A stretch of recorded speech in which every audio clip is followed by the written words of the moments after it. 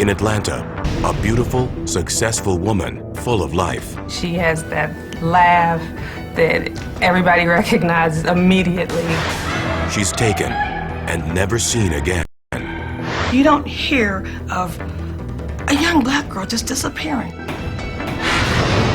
In upstate New York, a 12-year-old boy with emotional challenges. He never felt he could be loved by the people closest to him. He had a lot of disorders. Even the foster parents that he was with had to give him up. He disappears in the dead of night. The police feel frustrated because they know that something has happened to this child.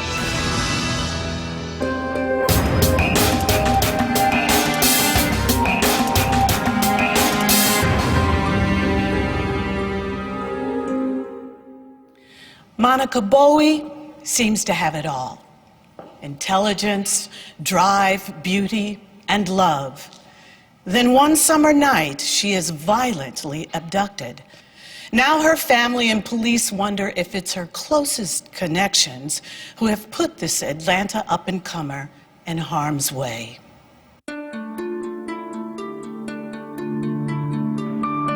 34-year-old Monica Bowie is a successful, attractive, professional woman living in an upscale part of Atlanta. On July 5th, 2007, she enjoys a night out, returning home shortly after 11 p.m. This is the last night she's ever seen in her Buckhead neighborhood.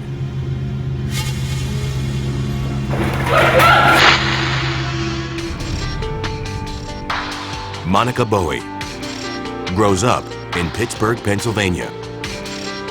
She lives with her mother, Linda Howard, stepfather, James, and 3 siblings in a middle-class neighborhood. She's always been independent. Monica was the child that you kind of let go. Let her do her thing. At the age of 2 and 3, she showed that she was going to be okay. After high school, Monica leaves her close-knit family to attend Cheney University near Philadelphia. She graduates with an accounting degree. She was a very good student. She never struggled with grades. She was a perfectionist. With a college diploma and a bright future ahead, Monica moves to Atlanta to chase her big city dreams. But she doesn't lose touch with her home. Monica never missed an event in our family. She never missed anyone's birthday. In Atlanta, Monica moves in with her best friend, Danielle Sparks. Both get jobs in the city and enjoy all it has to offer for 2 bright professional women. She was always trying to start the next thing, be the next big thing. I always saw her as just this big, bright star. Monica wastes no time in pursuing her dreams. She starts her own event planning business, which she calls Go-To Girl. Monica was always a go-getter. You know, I'm trying to get this started. I want to try to do that. Yes. Always striving for success, Monica needs to make some money so that her business can take off. She does this by working as an exotic dancer. She called me and she said, "Ma, you're not gonna like this. I've been dancing." I said, "Dancing?" Monica assures her mom that the new gig is just a temporary thing. To my knowledge, she only danced for, give it 3 months, 4 at the most. Located on Atlanta's west side, the Blue Flame is a good place to meet movers and shakers. You're gonna meet the entertainers there, you're gonna meet the ball players there, you're gonna meet the businessmen there, because that's where they go. One night at the lounge, she meets a businessman named Mark Canty, who's involved in real estate and the local music scene. He recognizes Monica's professional savvy and hires her to do his accounting. She did have an accounting business, so that was her main source of income, and she had various clients throughout the city that she would help with tax issues. In 2005, Mark and Monica are involved romantically and eventually get engaged. Hi, this is Monica Bowie with Go-To Girl. But Monica soon refocuses on her desired career in event planning. Married to her work, her relationship with Mark doesn't last. In 2006, Monica moves to the upscale Buckhead neighborhood on Atlanta's north side. While working one of her event planning jobs, she meets 35-year-old car salesman Shanada Walters, known by the nickname Rico. In 2007, Monica surprises her mom with news of their engagement. I felt it was a little too young and a little too immature and a little too into the street life for her. She wasn't a street life girl. 2 years before meeting Monica, Rico served time on drug charges. On June 20th, 2007, Rico's past comes back to haunt him. That morning, he tells Monica he needs to borrow her car to go to the barbershop. Police officers on patrol near the barbershop that day smell marijuana and search the car. Inside, they find marijuana and a handgun. So they arrested him and told him to call the owner of the vehicle to come retrieve it. Monica is called down to the police station, she believes, to retrieve her car. So she got there, and then the police said, "You know anything about these drugs in the car?" And she said, "Of course not." And then they arrested her. When police discover Monica has no criminal history, they release her. But Rico is not as fortunate. Authorities charge him with drug possession and put him in jail. As a precaution, Monica hires her own attorney. On the afternoon of July 5th, Monica meets with her lawyer. She is eager to avoid any further trouble with the law. Despite Rico's arrest, Monica believes they can put the matter behind them as soon as he's released. She seemed like she had her life mapped out. We did talk a little bit about the engagement. I asked her, is the date set? She said not really, but she's really excited about becoming a wife. Later that very night, Monica goes out for dinner and is dropped off at her apartment. At approximately 11:15 p.m., 5 witnesses hear screams for help coming from the parking deck.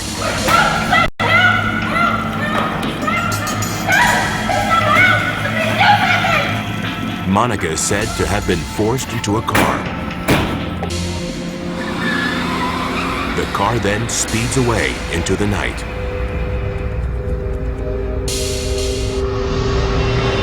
Coming up, Monica's desperate family searches everywhere.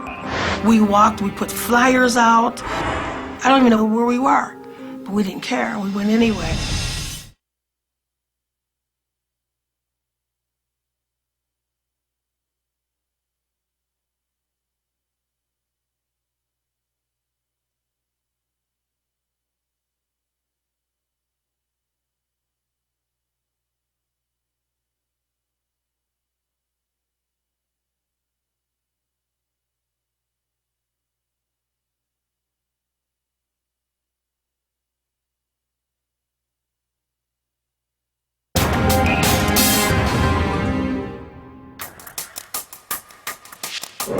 On the night of July 5th, 2007, neighbors in 34-year-old Monica Bowie's upscale Atlanta apartment complex hear a woman screams.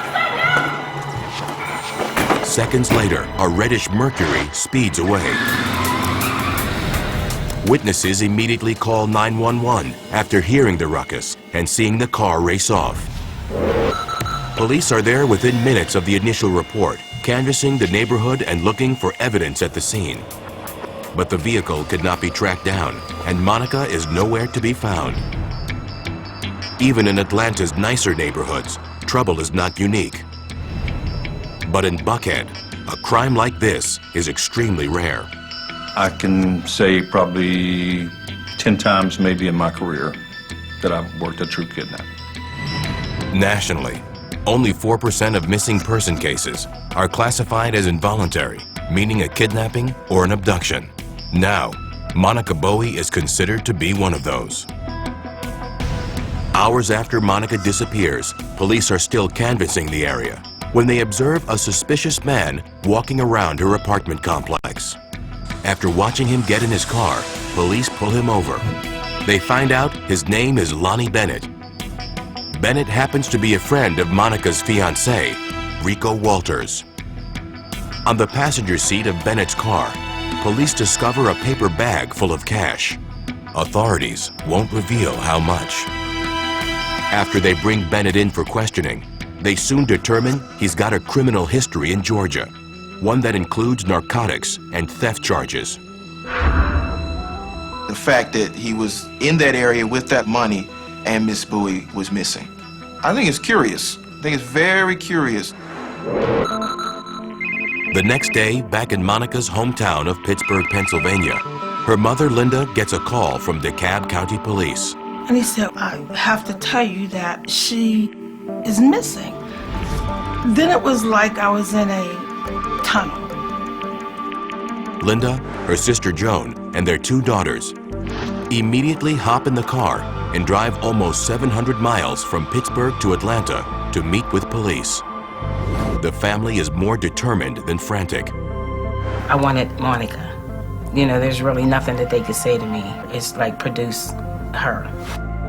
When they arrive in Atlanta, Linda seeks and gets help from a familiar face, Monica's former fiancé, Mark Canty. With Monica's apartment being searched by police, Linda and her family recruit Mark to help them scour the city. We went out on a search for Monica. We walked, we put flyers out. I don't even know where we were, but we didn't care, we went anyway.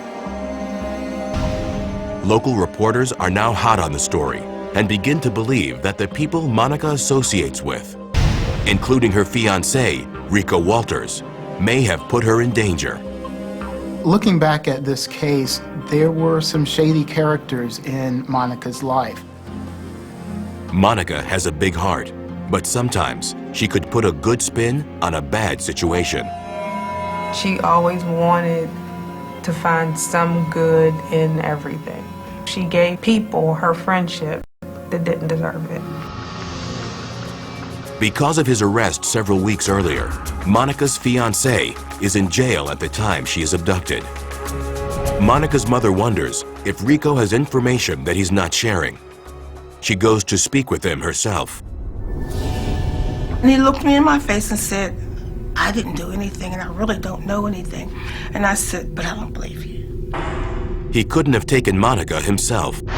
Whether he did something to put her in danger is still a question. A major break in the case occurs the day after Monica vanishes. On the west side of town, near the Hunter Hills Baptist Church, police find a burned-out car. It had been reported stolen that very day. It's a burgundy 2002 Mercury Sable. The license plate and description matched that of the car that witnesses saw speeding from Monica's building on the night of July 5th. An individual was picked up in connection to the car and was held in DeKalb County. His name is Jasper Keels. According to police, Jasper Keels took the car from an acquaintance on July 4th, the day before Monica disappears. Now, it turns up after being torched and abandoned on the opposite side of town. He borrowed a car from this guy and never returned it. So it was reported stolen. And that's where the connection to Monica's abduction seems to end. Even though police are unable to link Keels to Monica's disappearance, they do arrest him for car theft and marijuana possession. Then, police take a deeper look into Monica's relationships. They question another familiar face, Monica's first fiancé, Mark Canty. He's also had problems with the law. Mark never hid that he had a sketchy past. I said, you know, everyone is in suspicion to me. While Mark Canty was engaged to Monica, he and 2 associates were charged in a 2006 multi-million-dollar real estate scheme. I honestly feel that Monica was put in danger when she first met Mark, but that was his lady. So he was going to do anything possible to protect her. Months go by, and police have no new leads. It's like, get out and find her. You know, that wasn't happening fast enough for me. Frustrated and depressed, Linda Howard, along with her sister and their daughters, return home to Pittsburgh. Desperate for hope, they seek insights from an unconventional Pittsburgh crime-fighting duo, psychic sisters Suzanne and Jean Vincent. They did tell me a few things on the psychic realm that they probably should not have known. It kind of sparked my interest. The Vincent sisters have assisted authorities in solving high-profile crimes for decades. They say they were involved with both the Chandra Levy and Kaylee Anthony cases. They say they sense what may have happened to Monica. I felt the fear when I went to the Berkshire Apartments. When I was outside the gates, I could see the perpetrators go through the gates. I definitely felt that she knew the person, that they knew of her, or there was some kind of a connection. She recognized her abductors, and she knew exactly what this meant. I'm probably not going to come home tonight. At the spot where the car is found, the Vincent sisters sense a violent struggle. I feel it was almost that she knew something, or they wanted something, and she just couldn't give it to them. She was fighting for her life. She was talking for her life. She was convincing them, let me go. Even with the psychic sisters' advice, Linda is no closer to finding Monica now than the day she got the call that her daughter had gone missing. And police lacked that one crucial piece of information that could tie it all together. Next, with Monica's fiancé in custody, authorities look to others. One with a bag of money, an ex-boyfriend, and an alleged car thief. We do suspect foul play. Illegal narcotics is going to be the cause. Meanwhile, the family's concern for Monica overwhelms them. Fear of not knowing, that's almost undescribable. And later, did a New York boy run away, or was he taken? There were no witnesses that saw him walking away from the house or anything sinister.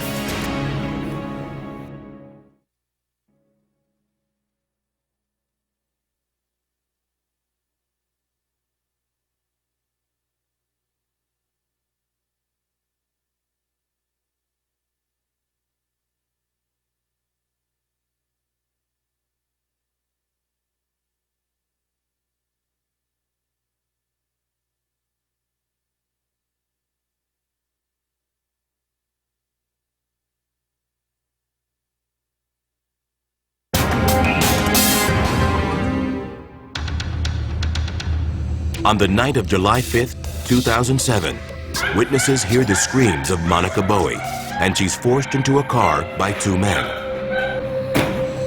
She is never seen again. 2 months after Monica's gone missing, Jasper Keels, who allegedly stole the car that witnesses see take Monica away, is charged with her kidnapping. We had enough probable cause to arrest him for the kidnapping at the time. Obviously, as investigation progresses, our job is to prove individuals innocent as well as prove them guilty. Police can only hold Keels for car theft, but can't connect him to Monica's disappearance, even if the car he stole drove off with Monica. Maybe there's some other people who may have seen the car being stolen. There's someone who knows what happened to her. Could that somebody be the man discovered the night of Monica's disappearance with a paper bag of money? Or her former fiancé with a police record? Or her current fiancé who was arrested driving her car?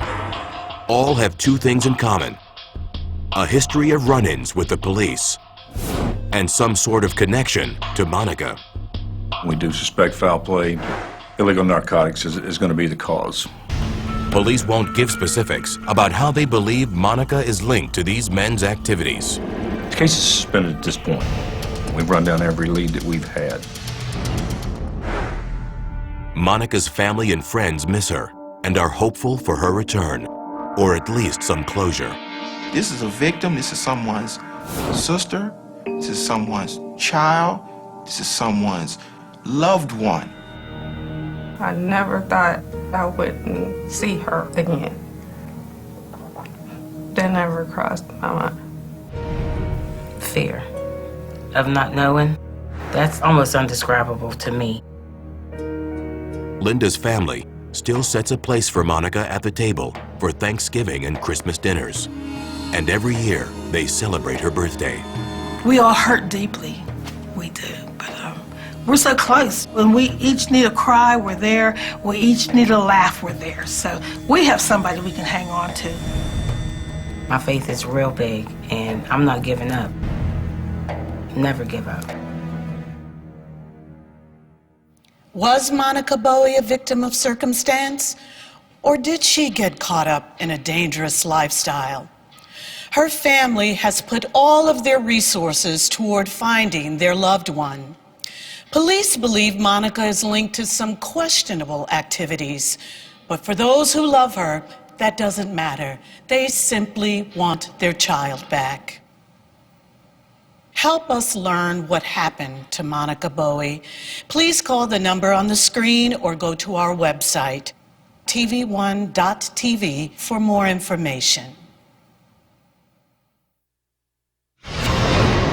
Next, a troubled former foster child in upstate New York goes missing. Just as he seems to be finding happiness, could a parent be involved?